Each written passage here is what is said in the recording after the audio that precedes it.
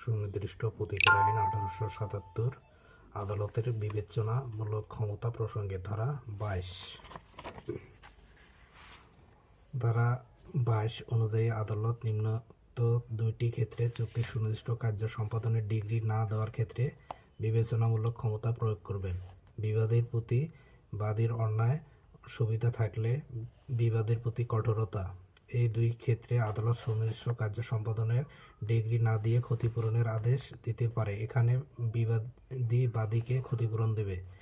মূলত 22 ধারার বিধানটি সোলেটিয়াম এর সাথে সম্পর্কিত। এছাড়া আদালত একটি ক্ষেত্রে সুনির্দিষ্ট কার্য সম্পাদনের ডিগ্রি প্রদানের ক্ষেত্রে বিবেচনামূলক ক্ষমতা প্রয়োগ করতে পারে। সেটি হলো বাদী চুক্তি উল্লেখযোগ্য কাজ সম্পাদন করলে বা চুক্তির ফলে ক্ষতিগ্রস্ত হলে।